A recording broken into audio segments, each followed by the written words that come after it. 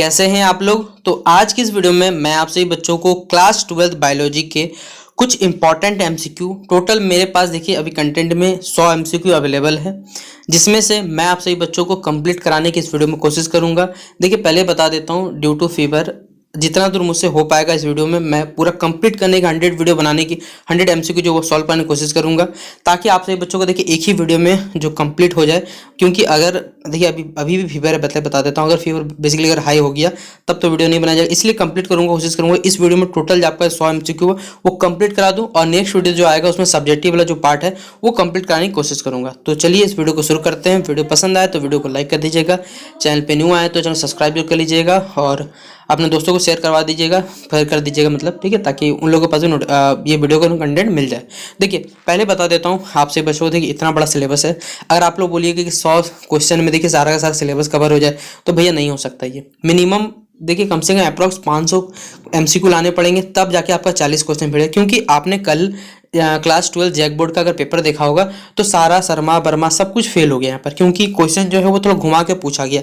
तो अगर मैं यहाँ ये क्वेश्चन दे देता हूँ तो पता चले इसमें कुछ क्वेश्चन घुमा के पूछ दिया जाए, तो इसलिए थोड़ा आप सभी बच्चे देखिए जिनका थ्योरी क्लियर है वो सारा टिक करके आ जाइएगा, जिनका थ्योरी क्लियर नहीं उनको देखिए थोड़ा दिक्कत होने वाला, मैं पहले बता दे रहा हूँ। क्योंकि जैक बोर्ड क्योंकि फिजिक्स के एग्जाम में क्वेश्चन पेपर का देखिए पूछने का पैटर्न बदल गया, इसलिए आप सभी बच्चों थोड़ा होशियार रह के चलना पड़ेगा। इसमें देखिए कुछ पैटर्न मैंने बदल के दिया हुआ है, ये नहीं कि डायरेक्ट सवाल दिया हुआ है। आप लोग पढ़िए, देखिए पहले क्या है कि an organism that lives in और अनदर ऑर्गेनिज्म, एक जानवर या कह सकते हैं कि जीव जंतु जो दूसरे जानवर पर निर्भर करता है अपने प्रोटीन्स को पाने के लिए उसे प्राप्त करता है।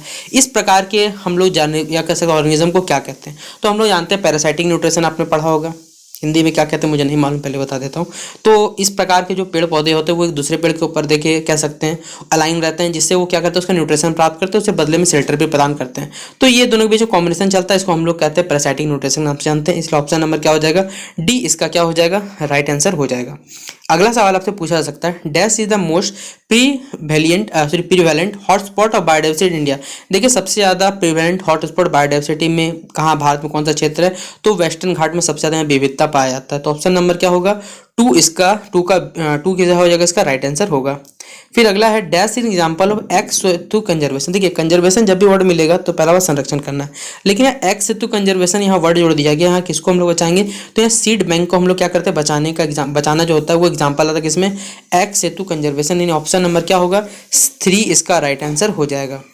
फिर अगला हमारे पास dash is the basic unit of classification and the taxonomic rank. ये इनमें से देखिए बताना हमारे पास कौन सा क्लासिफिकेशन बेसिक यूनिट है और एक टेक्सोनॉमिक रैंक है। स्पेसीज हो गया, जेनस हो गया, क्लास हो गया, या पहले बता जेनस नहीं होगा जीन्स होगा, क्लास हो गया, ऑर्डर हो गया, तो कौन सा एक हमें बेसिक यूनिट है ये बताना है। तो इसका राइट आंसर क्या होगा बच्चों, हमारे पास ऑप्शन नंबर है स्पेसीज यानी प्रजातियां, इसका राइट आंसर हो जाएगा। फिर कार्बन डाइऑक्साइड हम लोग जानते हैं ग्रीन हाउस गैस है, इसको ये क्या करता है, ग्रीन हाउस इफेक्ट में ये हीट को बेसिकली ट्रैप करता है, जिस वजह से हमारा अर्थ जो होता है वो गर्म होता है। तो ट्रैप हीट क्या हो जाएगा, इसका राइट आंसर हो जाएगा। देखिए एक चैप्टर रिप्रोडक्शन वाला जरूर पढ़ लीजिए, बहुत घुमा के सवाल देखिए वहां से पूछा जाता है, कितना भी पढ़ लीजिए आपको लगेगा वहां कुछ ना कुछ आपका डाउट छूट ही रहा है। बाकी आप चैप्टर को थोड़ा देखिएगा तो समझ सकते हैं, क्योंकि वो डायरेक्ट पूछा जा सकता है, लेकिन रिप्रोडक्शन में इतना बड़ा चैप्टर है ना कि कुछ कहना ही नहीं वहाँ पर, तो उसको आप लोग थोड़ा सा जरूर अपने हिसाब से देख लीजिएगा। फिर हमारे पास है important objective of biotechnology in agriculture section. क्या ऑब्जेक्टिव है, क्या मोटिव है बायोटेक्नोलॉजी का एग्रीकल्चर सेक्शन में, to produce pest resistant varieties of plant, to increase the nitrogen content, to decrease the seed number, या फिर to increase the plant weight. क्या करेगा अगर मान लीजिए बायोटेक्नोलॉजी एग्रीकल्चर सेक्शन में उसका क्या रोल होता है ये हमें बताना है। तो क्या करेगा, प्लांट्स की जो वेराइटी उसको बढ़ाने में हेल्प करेगा। तो ऑप्शन नंबर क्या हो जाएगा, ए इसका राइट आंसर होगा। फिर अगला हमारे पास capacity of a cell to grow into a full individual plant. एक कैपेसिटी है कोई भी सेल का ताकि वो क्या बन जाए, इंडिविजुअल प्लांट बन जाए, इसको हम लोग क्या कहते हैं, टिश्यू कल्चर के अंतर्गत आता है ये हमारे पास, या फिर क्लोन कहलाता है, या फिर वेजिटेटिव रिप्रोडक्शन कहलाता है, या फिर हमारे पास टोटीपोटेंसी कहलाता है। तो ये क्या कहलाता है बच्चों, option number D totipotency, option number D tick कर लीजिएगा सही जवाब। फिर अगला सवाल है हमारे पास in DNA replication the primary. देखिए डीएनए रेप्लिकेशन अगर आपको पढ़ना है तो क्लास 12 का आप कोई भी एस की बुक से उठा सकते हैं, वहाँ भी बहुत डिटेल मिल जाएगा। तो डीएनए रेप्लिकेशन में प्राइमर जो होता है वो कौन होता है ये हमें बताना है। तो कौन होता है, आपने पढ़ा होगा तो नहीं याद होगा, जो स्मॉल आइबोन न्यूक्लियोटाइड जो पॉलीमर होते हैं, ठीक है, इसे ही कहा जाता है। ये थोड़ा गलती टाइप हो गई, हटा दीजिएगा आप लोग, ये हटा दीजिए यहाँ से, ठीक है, इसका काम नहीं है। फिर अगला हमारे पास है जो हमारे पास प्रेनेंटल टेक्निक जो होता है कोई भी जेनेटिक डिसऑर्डर को कह सकते हैं डिटेक्ट करने के लिए, पता करने के लिए। फॉइटस में देखिए जेनेटिक, इससे क्या कहा जाता है, लेप्रोस्कोपी, एम्नियोसेंटेसिस, एब्स्टिंक्शन या फिर कॉइटस इंटरप्रेट्स। तो ये घटना क्या कहलाती है, तो कहलाती है एम्नियोसेंटेसिस, जिससे हम लोग फॉइटस में देखिए कोई जेनेटिक डिसऑर्डर है तो हम लोग उसको पता कर सकते हैं। तो ये ऑप्शन नंबर क्या हो जाएगा, बी इसका राइट आंसर हो जाएगा। अगला हमारे पास the natural ageing of the leg, प्राकृतिक नेचुरल एगिंग ब्लैक का क्या कहलाता है, तो ये हमारे पास कहलाता है यूट्रोफिकेशन। आपने क्लास 10 में भी शायद ये पढ़ा ही होगा, झारखंड बोर्ड के बुक में उतना डिटेल में नहीं रहता, लेकिन थोड़ा सा आप पढ़े होंगे वहाँ पर।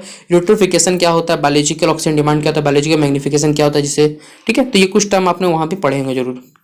अगला सवाल है हमारे पास, in which of the following does reproduction takes place by budding. देखिए बडिंग के द्वारा कौन सा रिप्रोडक्शन टेक्स प्लेस होगा, इन चारों ऑप्शन में से हमें ये बताना है।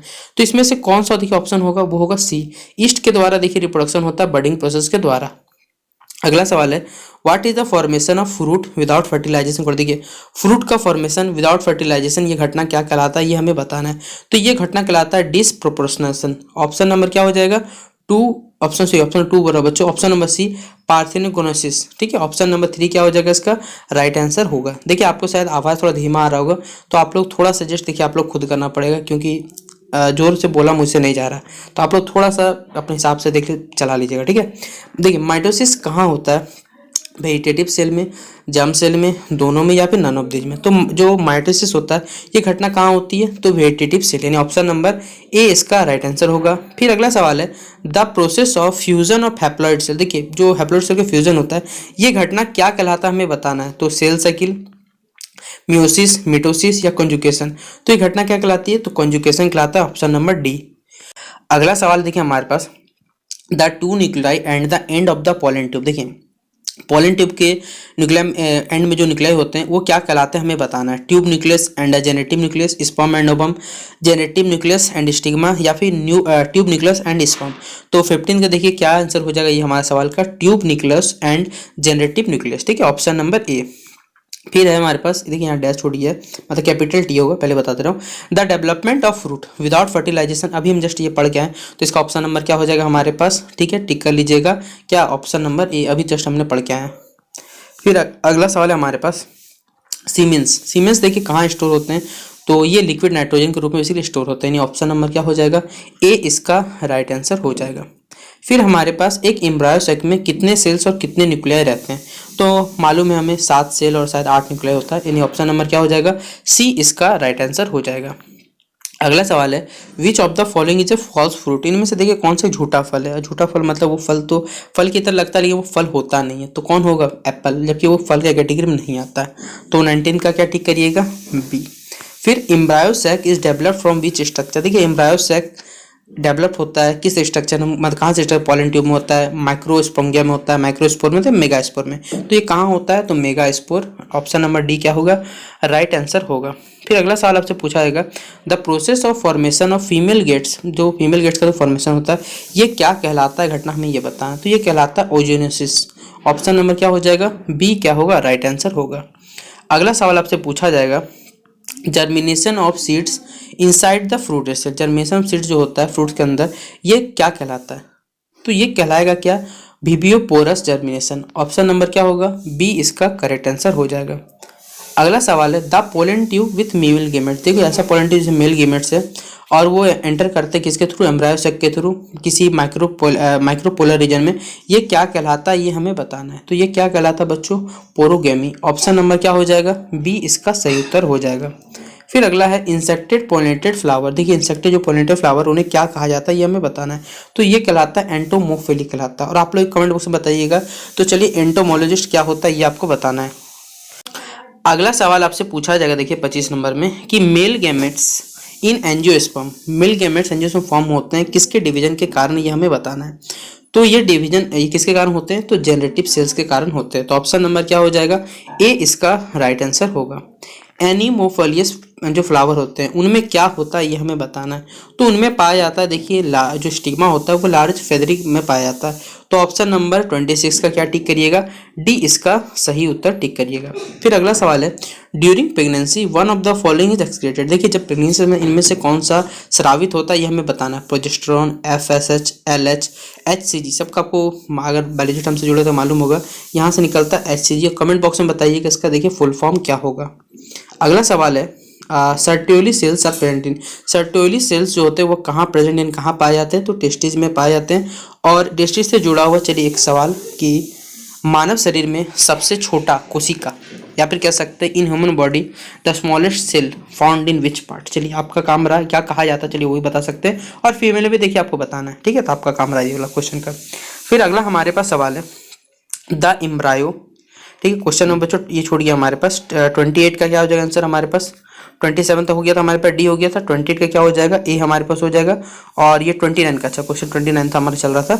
तो एम्ब्रायो में देखिए 16 सेल स्टेज होते हैं, इसे क्या कहा जाता है, तो आपको मालूम होना ये कहलाता है ब्लास्टुला। ऑप्शन नंबर क्या हो जाएगा, बी इसका सही उत्तर हो जाएगा। फिर अगला सवाल है the empty Graafian follicles develop into. देखिए जो ग्राफाइन फोलिसिस रहते हैं एम्प्टी वाले वो किस में डेवलप हो जाते हैं ये हमें बताना। तो ये डेवलप होते हैं कॉर्पस ल्यूटेम में। ऑप्शन नंबर 30 का क्या हो जाएगा बच्चों, बी इसका राइट आंसर हो जाएगा।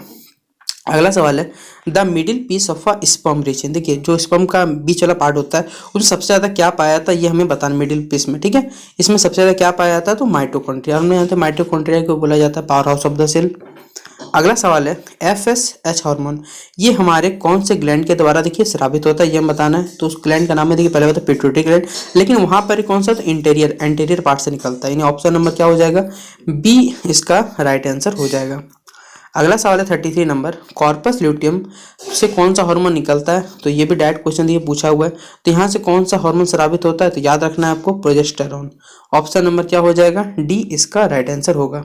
एलएच हार्मोन कौन से कह सकते ग्लैंड से निकलता है, ये कौन से ग्लैंड से स्रावित होता है, तो आपको मालूम है anterior pituitary gland. Option number क्या हो जाएगा बच्चों, बी इसका राइट आंसर आप लोग टिक कर लीजिएगा, ठीक है। तो ये 34 नंबर हमारा कंप्लीट हुआ। 35 नंबर हमारे पास है ऑक्सीटोसिन हार्मोन जो है किस ग्लैंड के द्वारा स्रावित होता है ये पूछा हुआ है। तो कौन सा ग्लैंड, वो है हमारे पास पोस्टेरियर पिट्यूटरी ग्लैंड, ठीक है। ऑप्शन नंबर क्या हो जाएगा, ए इसका राइट आंसर हो जाएगा। और फिलहाल तक देखिए हमारे 35 क्वेश्चन का जो आपका एग्जाम में आने वाला है वो पार्ट कंप्लीट होता है। इसके अलावा भी देखिए और भी इंपॉर्टेंट क्वेश्चन है वो भी मैं आपको करवाऊंगा। देखिए जब तक मेरे द्वारा बोला जा रहा है तब तक मैं कंप्लीट कराता रहूँगा। 100 क्वेश्चन है मेरे पास, अगर 100 के 100 होने कराएंगे तो मैं आपको जरूर करवा दूंगा एक ही बार में, ठीक है। ताकि अगला वीडियो देखिए क्या होगा, पॉसिबल नहीं क्योंकि आप लोग समझ ही रहे बात क्या है हमारे पास। Which hormone is released by placenta, और प्लासेंटा के द्वारा देखिए कौन सा हार्मोन स्रावित होता है ये हमें बताना है। तो यहाँ से देखिए कौन सा हार्मोन निकलता है, तो रिलैक्सिन नाम का एक हार्मोन निकलता है।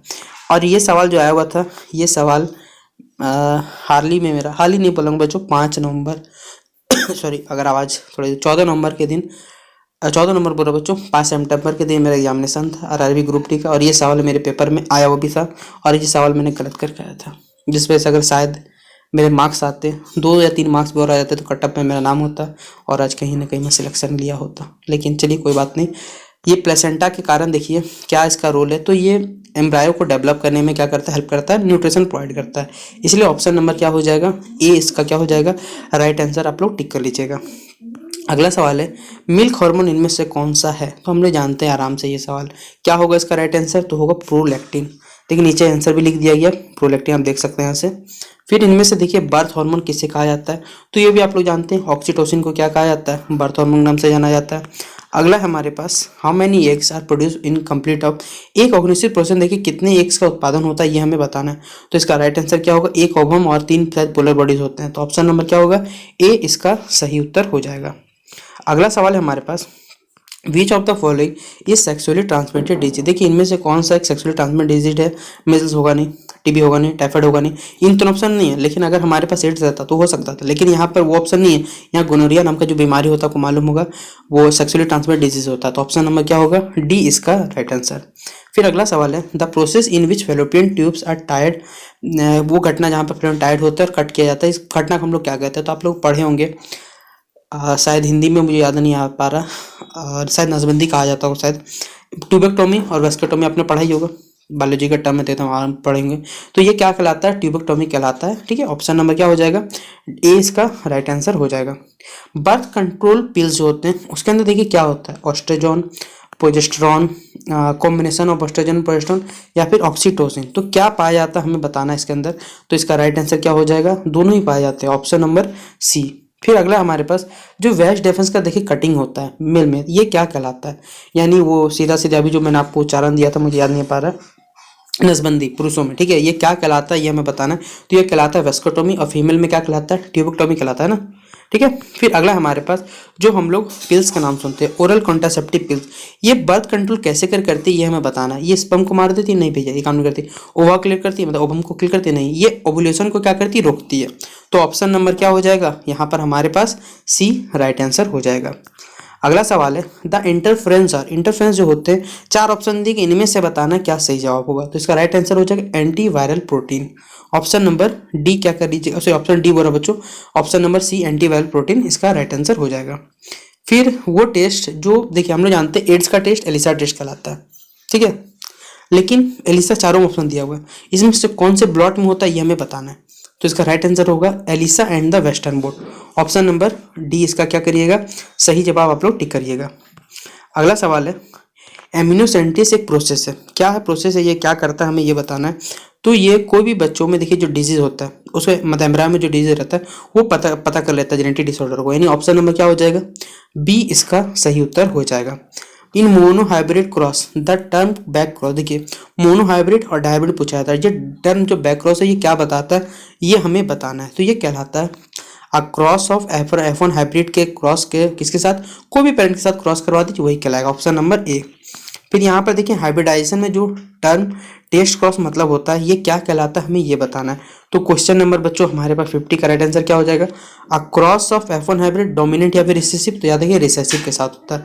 तो ऑप्शन नंबर क्या हो जाएगा, बी इसका राइट आंसर हो जाएगा।